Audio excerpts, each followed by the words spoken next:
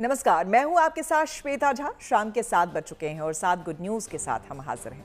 हम आपको आज की 7 गुड न्यूज़ के बारे में बताएंगे और सबसे पहले बात आज की सबसे बड़ी गुड न्यूज़ की करेंगे। रश्मिका मंदाना और विजय देवरकोंडा आज उदयपुर में शादी के बंधन में बंध चुके हैं। ऐसे में हमारी आज की जो पहली गुड न्यूज़ है वो है एक दूजे के हुए रश्मिका और विजय।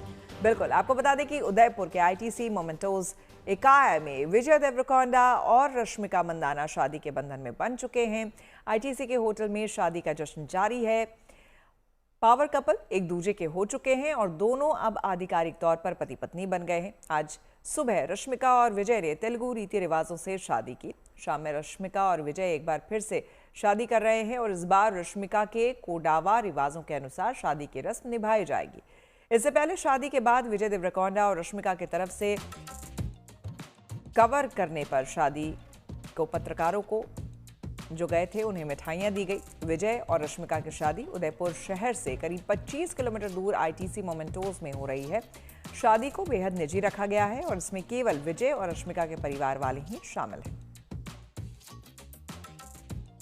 आईटीसी मोमेंटोस के बाहर हम खड़े हैं जहां रश्मिका मंदाना और विजय देवरकोंडा आज सुबह शादी के बंधन में बन चुके हैं। जी हां, तेलुगु स्टाइल में दोनों तेलुगु एक्टर्स ने शादी कर ली है और mister and Mrs Vijay Deverakonda बन चुके हैं। ये शादी बिल्कुल तेलुगु रीति रिवाज से हुई है और विजय देवरकोंडा की फैमिली के ट्रेडिशंस को फॉलो करते हुए हुई है। एंड सुबह 8 बजे का मुहूर्त था और उसके बाद यहाँ बहुत ही प्यार से उन दोनों फैमिलीज के लोग, उनकी टीम मेंबर्स यहाँ आए और जितनी मीडिया और पेपराजी खड़ी थी उन्हें मिठाई के डब्बे दिए, उन्हें शुक्रिया किया कि आप इतना प्यार इन दोनों को दे रहे हैं।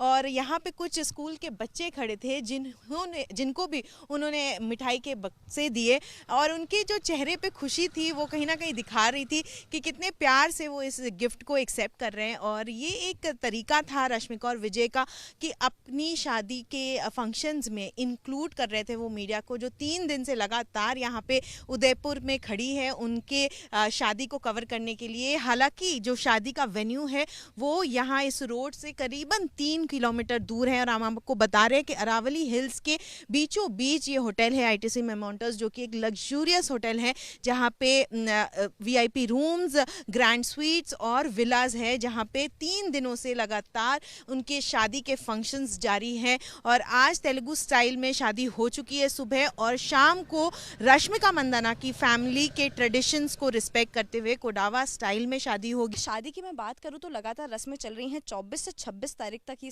शादी की रस्में चलनी थी, जिसमें कल हल्दी और संगीत हुआ, जहां पे हमें विजय और रश्मिका के जो पसंदीदा चीज़ें हैं, जो जो उनको पसंद है, जो जो उनको शौक है, उनकी भी झलकें देखने को मिली।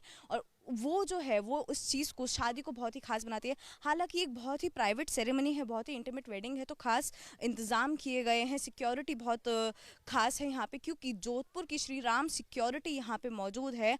और जो बैंड है दिल्ली से सिमरन ढोलीस को बुलाया गया है इस शाम में, जो आज शाम को रस्में होने वाली है। उसके अलावा भी जो लगातार सेरेमनीज चल रही है उसमें 4 चांद लगाने के लिए पूरा देश होली के रंगों में रंग चुका है। गली मोहल्लों से लेकर बड़े शहरों तक हर तरफ गुलाल उड़ रहे हैं। ढोल की थाप पर लोग थिरक रहे हैं। शहर हो या गांव, कॉलोनी हो या फिर कॉलेज कैंपस, हर जगह उल्लास, उमंग और उत्सव का माहौल है। बरसाना के बाद आज नंदगांव में लठमार होली हो रही है। ऐसे में हमारी आज की जो अगली यानी कि जो दूसरी गुड न्यूज़ है वो है नंदगांव में लठमार होली। उत्तर प्रदेश के मथुरा और वृंदावन में परंपरागत लठमार होली और फूलों की होली का अद्भुत नज़ारा देखने को मिल रहा है, तो वहीं वाराणसी के घाटों पर रंग और भक्ति का अनोखा संगम है।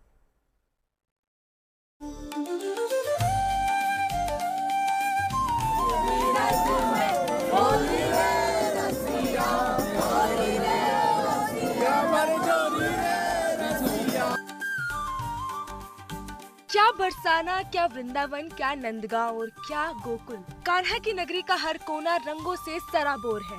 हर गली, हर चौराहे पर रंगों की बारिश हो रही है।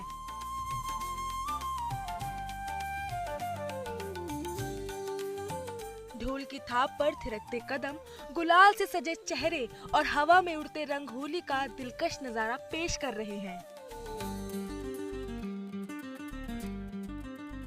परंपरा के मुताबिक अब नंदगांव में लठमार होली की बारी है। कहा जाता है कि ठाकुर जी अपनी बंसी वहां दे आए थे, तो आज बंसी वापस करने के लिए बरसाने के हुरियारे यहाँ आते हैं, जिनको नंदगांव से फगुआ दिया जाता है। उस फगुए में सभी को लड्डू मिलेंगे, भगवान का प्रसाद मिलेगा और नंद भवन से जब वो आएंगे उनका स्वागत सत्कार होगा, उनके ऊपर रंग, गुलाल, टेसू का कलर, ये सब लुटाया जाएगा। और उसके बाद जब वो नीचे पहुंचेंगे तो जो बरसाने के हुरियारे होंगे और आज नंदगांव की हुरियारन होंगी, जो प्रेम पगी लाठियां कल बरसाने में बरस रही थी ना, आज वो नंदगांव में बरसेंगी। लठमार यानी लाठी और ढाल के साथ खेली जाने वाली होली, जिसका संबंध राधा कृष्ण की लोक कथाओं से जुड़ा माना जाता है। ब्रज में मनाई जाने वाली लठमार होली केवल रंग और उत्साह का पर्व नहीं है, बल्कि ये गहरी धार्मिक आस्था और राधा कृष्ण की दिव्य लीलाओं से जुड़ा एक आध्यात्मिक उत्सव है। इस परंपरा में नंदगांव के पुरुष और बरसाना की महिलाएं विशेष रूप से भाग लेती हैं, जो राधा और कृष्ण की प्रतीकात्मक भूमिका निभाते हैं। जब हम बात करें कल की होली की, तो पहले फाग आमंत्रण दिया गया, कृष्ण जी ने स्वीकार किया, तो इस वजह से बरसाना में लड्डू मार होली हुई। अगले दिन कृष्ण पहुंचे बरसाना, वहाँ पे गोपियों को छेड़ा, तो गोपियों को जब छेड़ा तो राधा जी ने उन पर लड्डू बजाए। इस वजह से हो गई लठा मार होली। अब आज बरसाने के हुरियारे नंदगांव आएंगे, उन सबन को स्वागत किया जाएगा लट्ठन दे।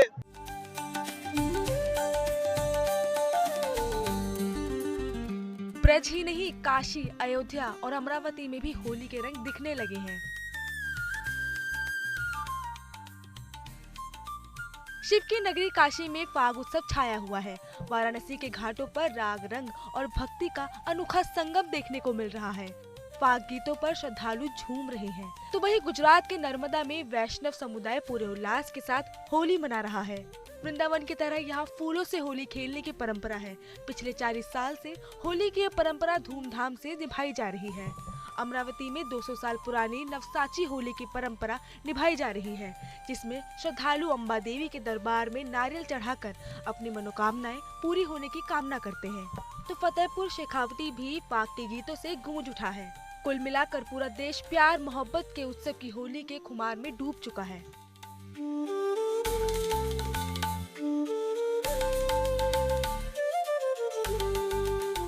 उत्सव ये परंपरा 200 साल पुरानी है और जो भगत लोग आते हैं, जिनकी कुल देवता है, जिनकी मनोकामना होती है, तो वो लोग यहाँ पे आते हैं। ये होली का म्हणजे एक ये देवी का स्वरूप है। मैं अपनी भावना है, बस भावना लेके हम जो करते हैं, मन्नत मांगते नहीं, पर जो भावना से रख देते हैं वो हमारा काम पूरा होता है। में जो रहता है अपने को दुख सुख है, जो दुख है, ज़्यादा कष्ट है, सब इसमें ला के हम लोग बांध के मन्नत मांग के 5 बार फेरे करके होलिका माता की जय करते हैं।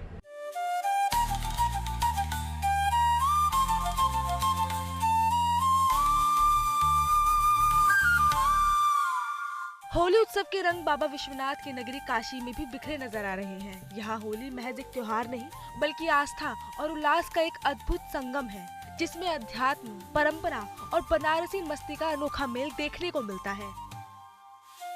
होली खेले मसनवे पे होली, दिगंबर खेले मसनवे पे होली, आहा खेले मसनवे पे होली, दिगंबर खेले मसनवे पे होली।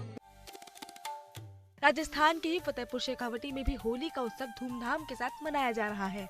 यहाँ के अमृत कृपा भवन में ढपली और बांसुरी की धुन पर फागोत्सव का आयोजन हुआ, जिसमें लोग होली के रंग में रंगे नजर आए। मथुरा से मदन गोपाल, काशी से रोशन जायसवाल और अमरावती से धनंजय साबले और फतेहपुर शेखावटी से राजेश गुर्जर के साथ bureau report, good news today.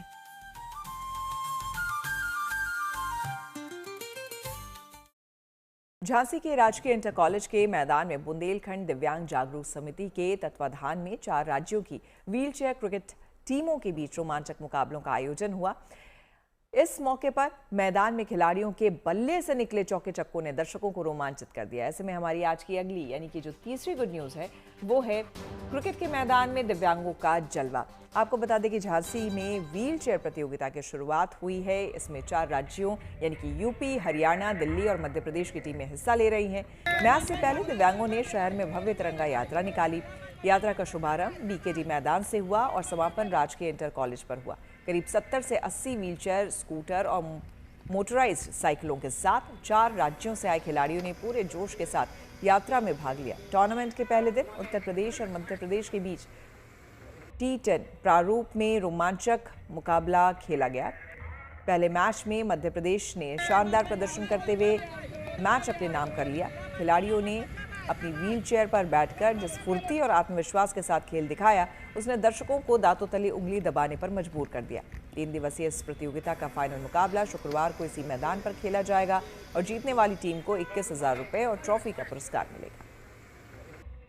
दिव्यांगों को सशक्त करने के लिए एवं जो है उनमें एक उत्साह बढ़ाने के लिए हम लोग नेशनल स्तर पर व्हील चेयर क्रिकेट चैंपियनशिप करा रहे हैं, जिसमें 4 राज्यों की टीमें भाग ले रही हैं।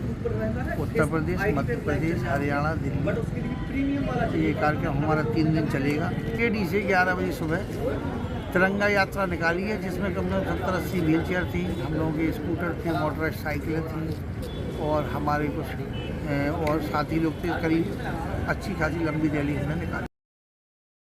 समस्तीपुर में बुधवार की शाम एक अनोखी बारात निकली, जिसमें ना तो डीजे का शोर था और ना ही लग्जरी गाड़ियों का काफिला।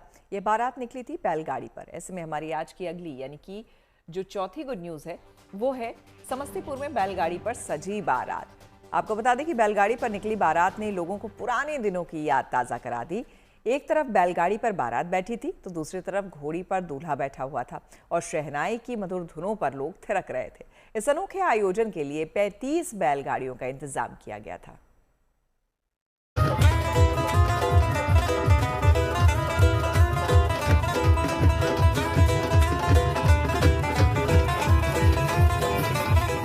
समस्तीपुर में बुधवार की शाम सड़कों पर एक अनोखा नजारा देखने को मिला। यहाँ न लग्जरी गाड़ियों की कतार थी, न ही डीजे की कान फोड़ आवाज। यहाँ पर अगर कुछ दिखाई दे रहा था तो वो थी बैलों की सधी हुई चाल, बैलगाड़ियों की मध्यम आवाज और शहनाई पर बज रही लोक गीतों की मधुर धुन।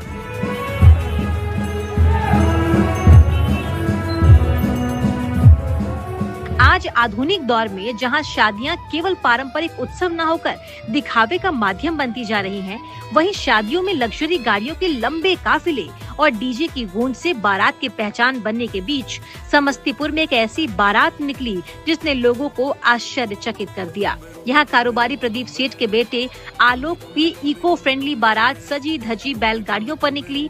ये बारात समस्तीपुर के होटल स्वर्ग से गजराज पैलेस तक के लिए निकली थी और इस बारात में करीब 35 जोड़ी बैलों के साथ सैकड़ों बाराती पारंपरिक वेशभूषा में बैलगाड़ी पर सवार हुए। और ये चीज मन में हम आया कि बड़ा बड़ा गाड़ी से लोग बाराती करते हैं। आज के डेट में ये बच्चा लोग नहीं देखा होगा कि प्राचीन काल में लोग बैल से ही, कठी गाड़ी से ही बारात करते थे। वो चीज़ को पुनः हम आज के डेट में बारात करने जा रहे हैं, कर रहे हैं और लोगों को संदेश दे रहे हैं और प्रदूषण मुक्त ये बारात लगने जा रही है। यहाँ बैलगाड़ियों को रंगीन फूलों और कपड़ों से इस तरह सजाया गया था कि हर गाड़ी अपने आप में खूबसूरत झांकी लग रही थी। बैलगाड़ियों पर सोफे लगाए गए थे जिससे कि बारातियों को बैलगाड़ियों पर बैठने में कोई परेशानी न हो। इस मौके पर पारंपरिक धुनों पर थिरकते बाराती और बैलों की संयमित चाल ने पूरे माहौल को पुरानी संस्कृति के रंगों में सराबोर कर दिया। बैलगाड़ी पर बारात निकालने के पीछे पुरातन संस्कृति के साथ पर्यावरण संरक्षण का भी संदेश देना था। आज जहां शादियों में गाड़ियों की भीड़ से धुआं और शोर बढ़ता है, वहीं बैलगाड़ी की ये बारात सादगी और प्रकृति के साथ तालमेल का प्रतीक बन गई थी। और इसमें बैलगाड़ी में क्या प्रदूषण होगा? कुछ नहीं। हमारे महादेव जो बैल हैं वो हम लोगों को बाराती कराएंगे और लोग देख रहे हैं और हमको लगता है कि करोड़ों के गाड़ी से लड़का निकलता है शादी करने, बाराती जाता है, लोग झांकने वाला उसको नहीं है। आज तो इसका देखने के लिए घर से बेटी लोग अपने कैमरे में कैद कर रहे हैं। ये बहुत खुशी की बात है कि अपने अपने बच्चों को दिखाएंगे। देखो समस्तीपुर में आज के डेट में 35 बैलगाड़ियां से लोग बारात करने जा रहे हैं। समस्तीपुर की सड़कों पर जब ये बारात निकली तो देखने वालों के चेहरे पर हैरत का भाव था। इस शादी को देखने के लिए बड़ी संख्या में लोग जुटे थे। शोर और दिखावे के इस दौर में ये देसी थीम वाली शादी ये संदेश दे रही थी कि आधुनिकता और परंपरा साथ साथ चल सकते हैं और सादगी, संस्कृति और पर्यावरण के साथ भी शादी का उत्सव उतना ही भव्य हो सकता है। जहांगीर आलम, समस्तीपुर, गुड न्यूज टुडे। आपको लिए चलते हैं राजधानी दिल्ली, जहां दिल्ली के दिल कनॉट प्लेस में द ग्रैंड एक्सपो 2026 का आगाज हो गया है। इसमें 60 से अधिक एमएसएमई इकाइयों के साथ 100 से अधिक स्टॉल्स लगाए गए हैं। ऐसे में हमारी अगली यानी कि जो 5वीं गुड न्यूज है वो इसी से जुड़ी है। द ग्रैंड एक्सपो में लोकल टू ग्लोबल पर जोर।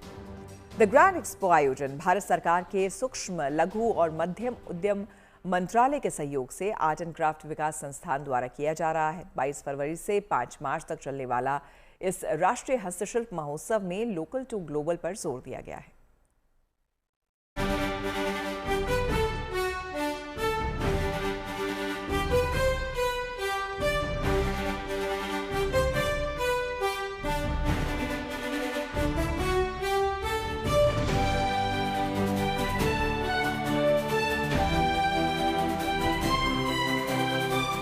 हाथ से बुनी बनारसी साड़ियाँ,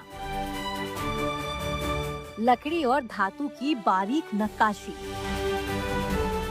मिट्टी के खूबसूरत बर्तन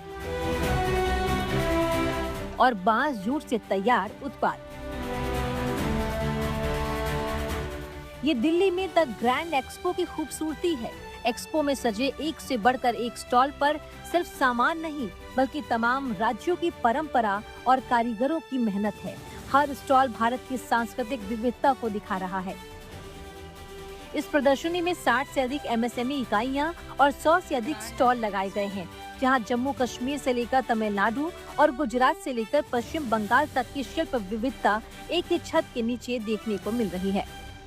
इस प्रदर्शनी का आयोजन एमएसएमई मंत्रालय द्वारा जो है वो किया गया है। यहाँ पर आपको देश के अलग अलग राज्यों के जो शिल्पकार है वो अपनी कारीगरी दिखाते हुए एक ही छत के नीचे नजर आने वाले हैं। ये जो कुर्ता मैं आपको दिखा रही हूँ, इस पर आपको अनाज जो है वो दिखने वाला है। हाँ, ये देखिए, ये धान से और जो वुडन बीट्स है और वुडन जो बूताम्स है वो उससे बना हुआ है। ये भी आप घर में धो सकते हैं, हैंड वॉश है ये। ये एक्सपो केवल उत्पादों की प्रदर्शनी नहीं बल्कि कारीगरों के आर्थिक सशक्तिकरण और पारंपरिक कौशल के संरक्षण की दिशा में एक सशक्त पहल है। सूक्ष्म मंत्रालय द्वारा 60 यूनिट पार्टिसिपेट कर रही हैं जो देश भर से ही यहाँ भाग ले रही हैं। इसमें 100 से ज़्यादा स्टॉल्स हैं और कई यूनिक प्रोडक्ट ऐसे हैं जो मतलब इसमें पहली बार भाग ले रहे हैं और ये लोकल टू ग्लोबल भारत सरकार के उद्देश्य की पूर्ति करते हुए एक विकसित भारत का जो सपना है उसे पूरा करने के उद्देश्य से ये आयोजन किया जा रहा है। द ग्रैंड एक्सपो 2026 में जहां देश भर के शिल्पकार अपनी कला का प्रदर्शन कर रहे हैं, वहीं बंजारा स्टॉल ने सबसे ज्यादा लोगों का ध्यान अपनी ओर खींचा। रंग बिरंगे परिधानों पर की गई महीन कढ़ाई, शीशे का पारंपरिक काम और हाथ से बने आभूषणों की चमक दर्शकों का दिल जीत रही है। एक हार्ड वर्किंग समुदाय है, एक ऐसा समुदाय है जो कोई भी काम करने से पीछे नहीं हटता है। एक शक्तिशाली, ताकतवर, आगे बढ़ने वाला समुदाय है और इतना रंग बिरंगा समुदाय है जिसको देख के ही लोग आकर्षित हो जाते हैं। मैं भी हुई, जब मैंने पहली बार जब ये स्टॉल देखा, पहले मुझे ऐसा लगा कि मैं शायद किसी गुजरात के स्टॉल पर आई हूँ, लेकिन आप लोग कहाँ से आए हैं? हम लोग आए हैं कर्नाटक से। तो हम हर समुदाय के लोगों को ट्रेनिंग देते हैं। 1 महीने का फाउंडेशन कोर्स देते हैं जहाँ पे हम लोग उनको सारे तरीके के स्टिचेस बताते हैं। वही शायद आपको नजर भी आ रही होगी, जितनी भी आप ये तमाम मेरे सामने जो चीजें देख रहे हैं, चाहे फिर वो इन की चेन्स की बात हो, इन कॉइन रिंग्स की बात हो, ये आपको जो एक एक चीज नजर आ रही है सब पूरी तरीके से हैंडमेड। इतना ही नहीं, एक्सपो में पारंपरिक शिल्प कला के अलावा सेहत से जुड़े स्टॉल भी लगे हैं, जहां सेहत और स्वाद से जुड़ी चीजें लोगों को खूब पसंद आ रही हैं। रागी, ज्वार और बाजरा जैसे मोटे अनाज से तैयार कुकीज, लड्डू, नमकीन, पास्ता और रेडी टू कुक मिक्स ने लोगों को खासा आकर्षित किया। प्योरली एक तो 100% मिलेट है। 100% मिलेट हर कोई क्लेम करता है, बट 100% मिलेट होता नहीं है। मार्केट के अंदर हम जाएंगे तो सेवरल ब्रांड्स ऐसे हैं कि जो मार्केट के अंदर सेल आउट कर रहे हैं ज्वार कुकीज़ के नाम से या फिर मिलेट कुकीज़ के नाम से। मैं आपके पास एक छोटा सा इलस्ट्रेशन आपके सामने एक्सप्लेन करूंगा ये हमारे ज्वार के कुकीज़ हैं, ज्वार मिलेट कुकीज़, 100% ज्वार मिलेट कुकीज़ है। इसमें ज्वार फ्लोर है, कोई मैदा नहीं है, कोई पाम ऑयल यूज़ नहीं कर रहे हैं। फर्स्ट ऑफ ऑल हमारा मेन मोटो ये है कि हम मैदा और पाम ऑयल किसी प्रोडक्ट के अंदर यूज़ ना करें। तो हमारे जितने प्रोडक्ट्स हैं 35+ SKUs हैं, किसी में मैदा और पाम ऑयल यूज़ नहीं कर रहे हैं। कोई मैदा नहीं है, कोई पाम ऑयल नहीं है। इस तरह से मार्केट से अपने आप को डिस्टिंग्विश कर रहे हैं और ऐसे लोगों तक पहुँचाने के बस कोशिश कर रहे हैं कि जो लोग चाहते हैं कि 100% मिलेट कंज्यूम करें और जिन्हें वो चीज़ें नहीं मिल पा रही है। जाहिर है द ग्रैंड एक्सपो 2026 न सिर्फ भारतीय शिल्प की समृद्ध परंपरा को प्रदर्शित कर रहा है, बल्कि आत्मनिर्भर भारत और विकसित भारत के संकल्प को भी मजबूती दे रहा है। दिल्ली से मनीषा लड्डा के साथ bureau report, good news today. Holi से पहले खुशियों के रंगों में एक और रंग जुड़ गया है। वैशाली पुलिस ने ऑपरेशन मुस्कान के तहत बड़ी कार्रवाई की है। पुलिस ने 164 लोगों को उनके गुम हुए मोबाइल फोन वापस लौटा दिए हैं। मोबाइल पाकर लोगों के चेहरे खिल उठे। ऐसे में हमारी अगली यानी कि जो छठी गुड न्यूज है वो है ऑपरेशन मुस्कान में पुलिस ने लौटाए मोबाइल। जब लोगों को उम्मीद नहीं थी कि उनका खोया या फिर चोरी हुआ मोबाइल दोबारा उन्हें मिलेगा, तब वैशाली पुलिस ने उनका भरोसा लौटाया और इलाके में ऑपरेशन मुस्कान चलाया। इस अभियान के तहत पुलिस ने 164 मोबाइल फोन बरामद किए और उन फोन्स को उनके असली मालिकों के हवाले किया। इनमें ग्रामीण और शहरी दोनों क्षेत्रों के लोग शामिल हैं। पुलिस के मुताबिक इस साल सिर्फ 2 महीनों में 364 लोगों को उनके मोबाइल फोन जो खो चुके थे वो मिले। इतना ही नहीं, अभियान के तहत अब तक कुल 1327 मोबाइल फोन बरामद कर उनके मालिकों तक पहुंचाया गया है। और ये खुशी केवल फोन के मालिकों तक सीमित नहीं, बल्कि जिन 5 थानों ने सबसे अधिक मोबाइल बरामद किए वहां के पुलिस पदाधिकारियों को भी सम्मानित किया जाएगा, क्योंकि इस अभियान का उद्देश्य केवल सामान की बरामदगी नहीं, बल्कि आम जनता और पुलिस के बीच विश्वास और बेहतर समन्वय स्थापित करना भी है।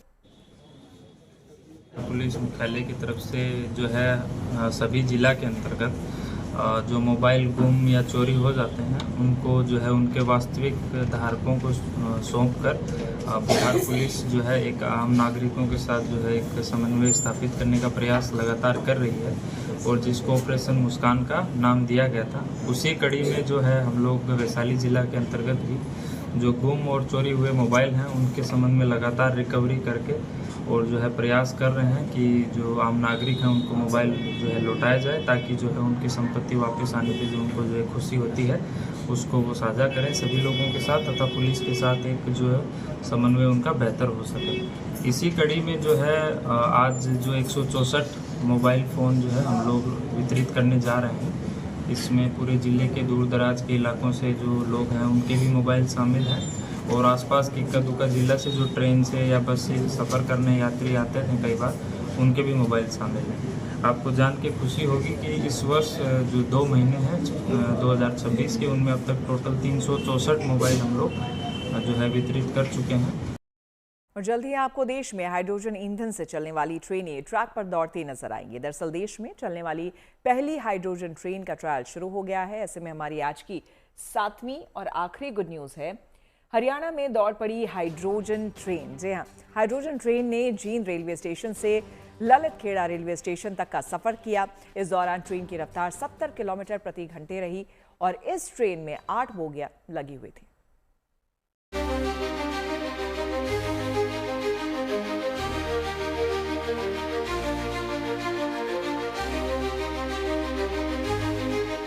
ये सिर्फ एक ट्रेन नहीं, बल्कि भविष्य की रफ्तार है। देश की पहली हाइड्रोजन ट्रेन ने अपने सफल ट्रायल के साथ भारतीय रेलवे के इतिहास में नया अध्याय जोड़ दिया है। सुबह 8:30 बजे जिंद रेलवे स्टेशन से रवाना हुई ये ट्रेन 70 किलोमीटर प्रति घंटे की रफ्तार से पटरियों पर दौड़ी और तकरीबन 20 किलोमीटर का सफर तय किया। हाइड्रोजन फ्यूल सेल तकनीक पर आधारित ये ट्रेन पर्यावरण के लिए बेहद सुरक्षित है। खास बात ये है कि इससे धुआं नहीं निकलता, बल्कि सिर्फ पानी और भाप निकलती है।